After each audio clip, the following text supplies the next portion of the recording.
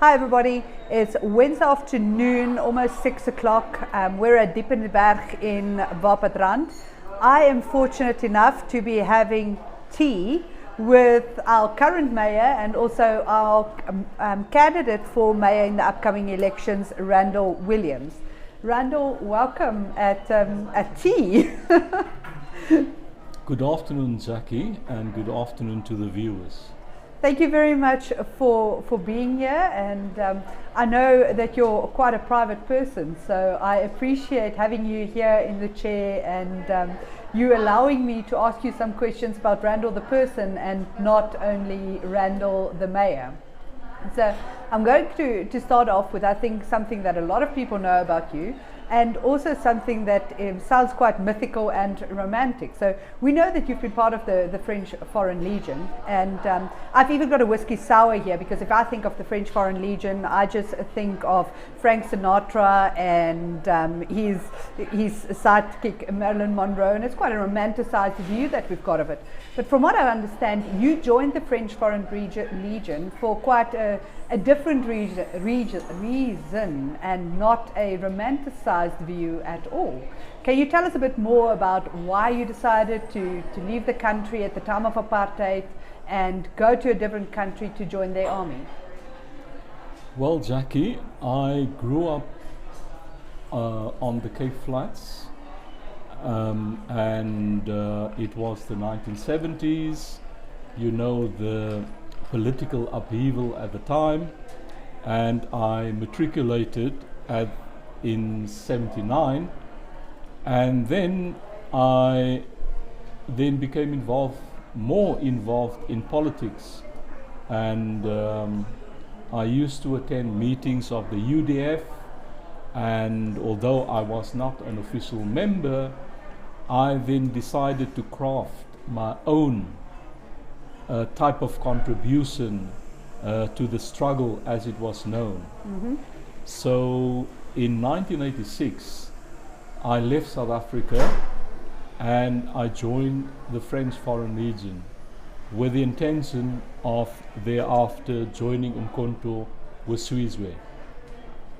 So I spent 6 years in the French Foreign Legion. My military career went very well. During the time that I spent there, I was twice offered the opportunity to become an officer, to become a commissioned officer. Mm-hmm. But I decided to stay in my combat unit for 6 years, and I was also offered French nationality after having served 3 years. But I turned down this office because I had a reason why I joined, and the reason was to end up in Umkhonto weSizwe. So before I left the Legion, I was on a month's leave. I then contacted the ANC chief in Paris, and I met with him regularly. Mm-hmm. And he was then assisting me to join Umkhonto weSizwe.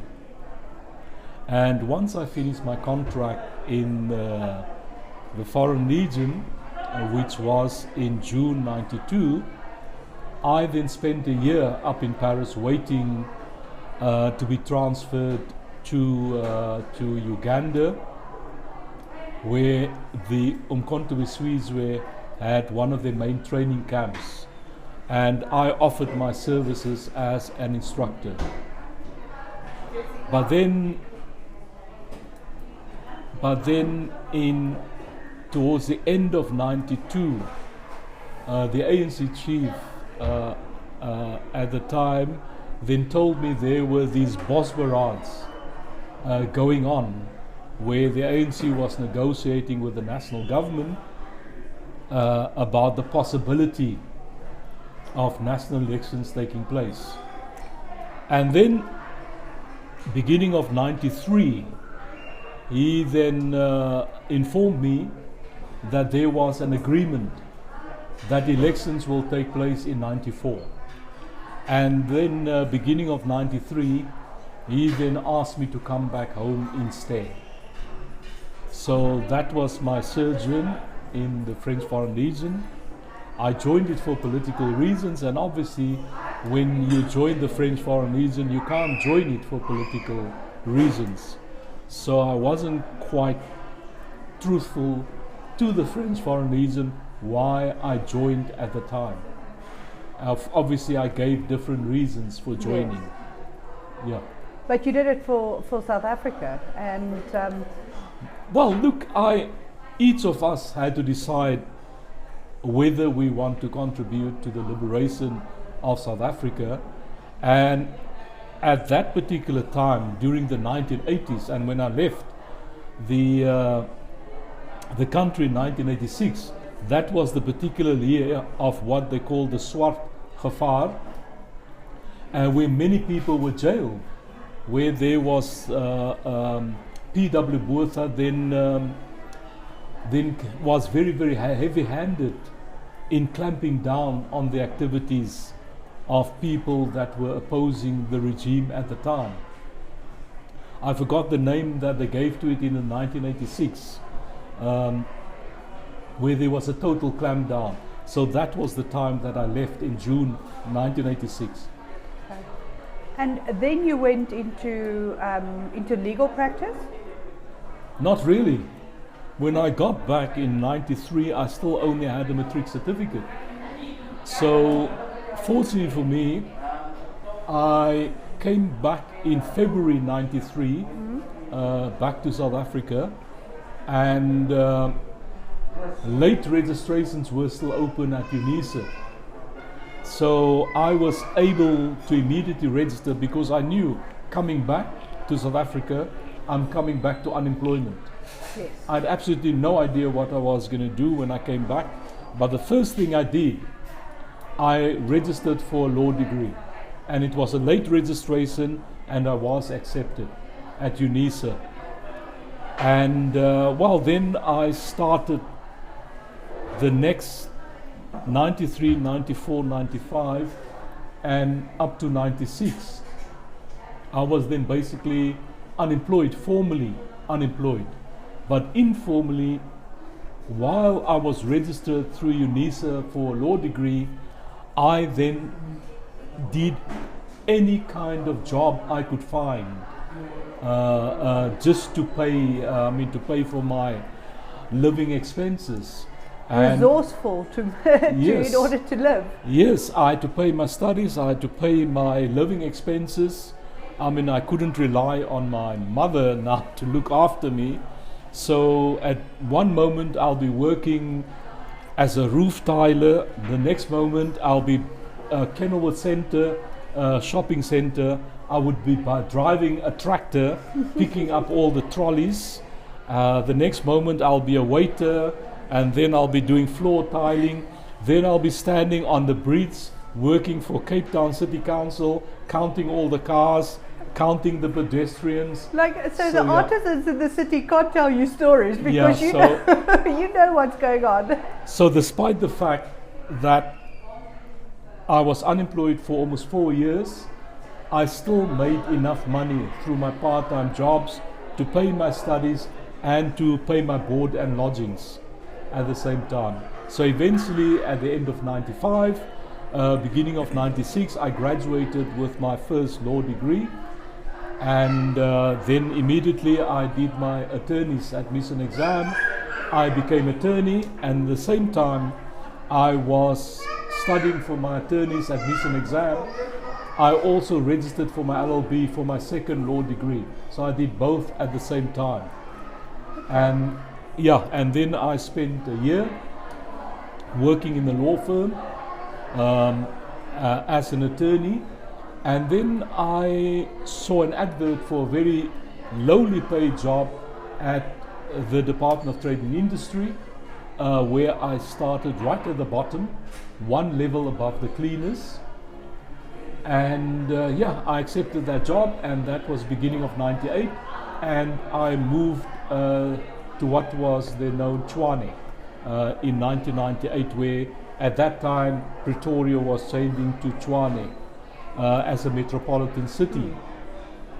But one thing I've never done, I never stopped studying. because I believe you need to, especially if you're starting out, you need to work and study. You must always improve yourself.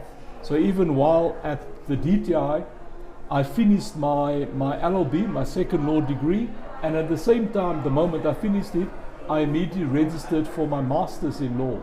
So while at the DTI, I also finished my master's, and from where I started, within a year and 9 months, I was promoted 5 levels, and eventually when I left the DTI, I was at the level I worked for in the DTI as chief director, but then I also worked for one of the agencies of the DTI, which is the Companies Tribunal, and there I was on the level of Deputy Director General.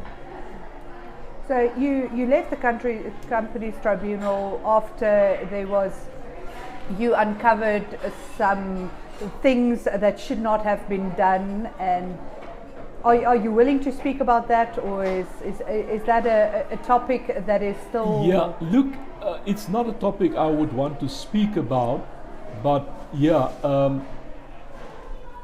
were some unsavory things going on at the Companies Tribunal, and essentially I got blamed for divulging, being the whistleblower.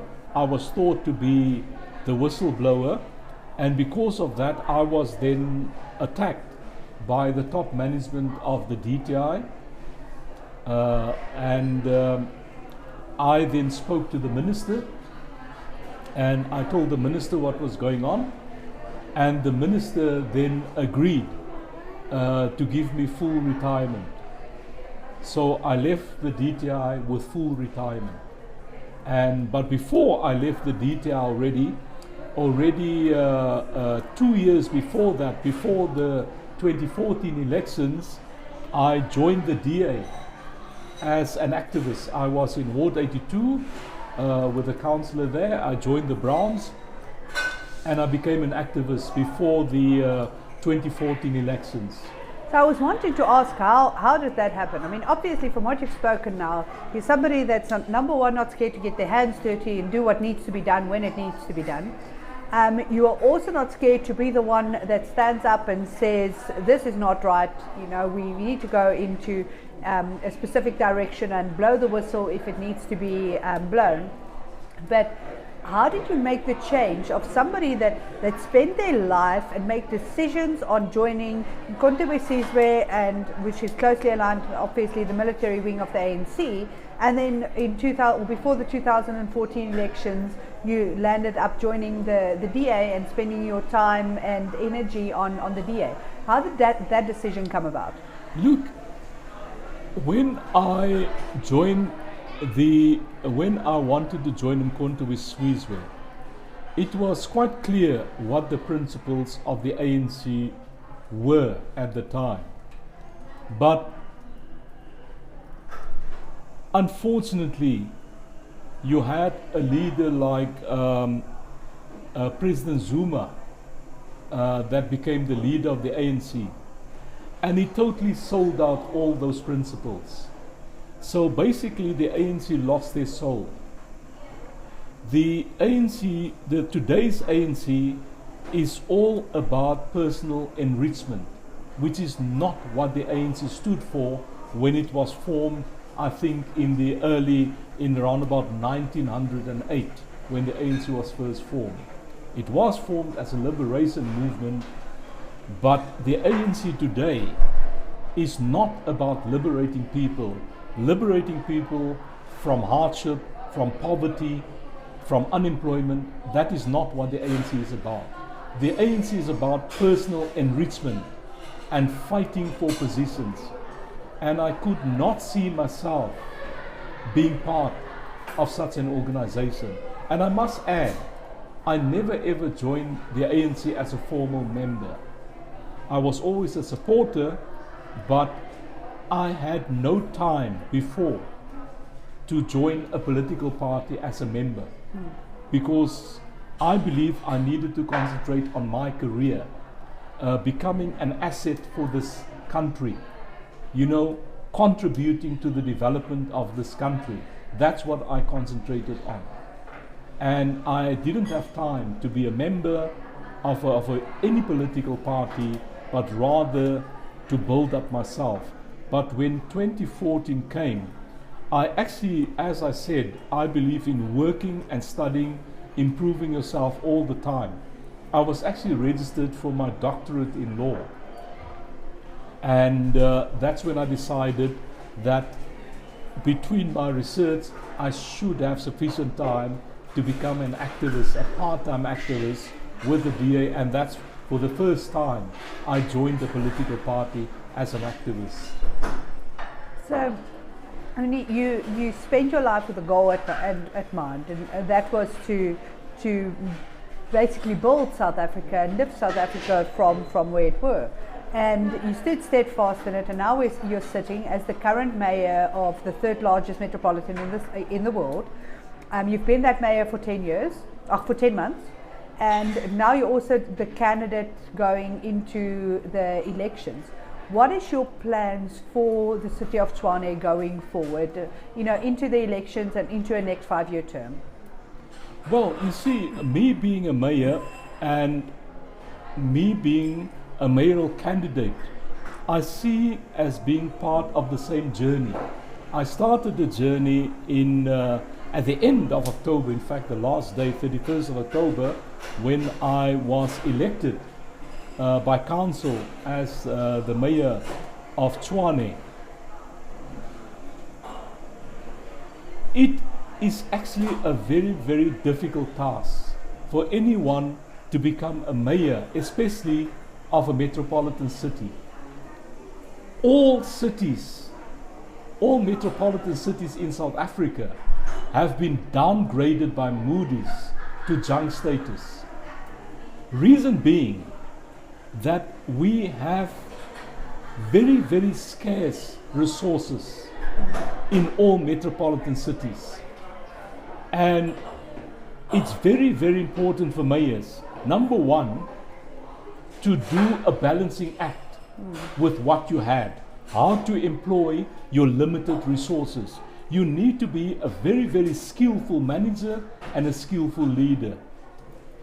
Secondly, you need to become very, very innovative. How do you grow that cake? How do you make more resources available for the city? Now, I've started that fully when I entered office after I've been elected on the 1st of November. I've put my 10-point plan in place. Executing that plan in 10 months is not enough. We need a longer period of time. And that's precisely why we need this journey to continue. Why we need 5 more years to fully implement that 10-point plan. Yeah, I see your passion, and I see how you want all of this. And how do you balance being, this passion for South Africa, balance that out with also being a father and, having your child with you very often, and need to intensively give because your child is 10 now? 9, yes. And he's with you every second week, and then your father. Then you're not only the mayor of the city of Tshwane, you're then also a father. And how do you balance that out to make sure that your attention goes to both places at the same time? Look, it's not different from many single parents in South Africa. There are many single parents, and fortunately, I share custody with my son's mother. So I have my son with me full time every second week, but the type of balancing act that I'm doing, it's being done all over South Africa. You have many single mothers that head households. So I don't think my life, to manage my life, is more difficult than what they are doing. So there are many of us in the same boat, and we are managing. Yeah, I don't think you give enough credit to yourself for a single parent prioritizing his child. I mean, we try to find a spot to do this specific recording in both of our diaries. Between my kids and your kids, having finding a time was quite a juggling act, and I think that is something for a lot of fathers in Tshwane to aspire to, and to know that we don't only have a job outside of the house, but we also have a responsibility towards the future generations, and not only making South Africa a better place, but also in investing into our children. And it seems like you've managed to understand that both of those is important. But yes, our dinner has just arrived. And I think after a long day, you're quite hungry. Tomorrow is council. So have you completed all of your negotiations? Because currently we're in a coalition. So council isn't just walking into council and having our reports approved. Council is also you having to negotiate with other parties on whether reports will be approved. So I don't know if you should be doing that at this moment, and if you already have done those negotiations. And yeah, so tomorrow we're going into council with that, and with you at the helm. And from my side, thank you very much for being able to serve with you, and being able to serve the citizens of Tshwane with you. And hopefully after the next elections we do so with a full-out majority, and we don't have to negotiate ourselves from council meeting to council meeting. Well, definitely sure. At the moment I'm leading a minority government, and the way council works on the basis of consensus. And to get that consensus, it means I need to constantly interact with other political parties. And so far, for the last 9 previous months, we've done so very successfully. Yeah, well, we see that, and we see that in the change of service delivery. So I just want to say thank you to Diepenberg for allowing us to be here. Thank you for Randall for giving up his time and opening up a bit of himself as a very private person. And I hope everybody enjoyed getting to know our mayor a little bit. Good evening.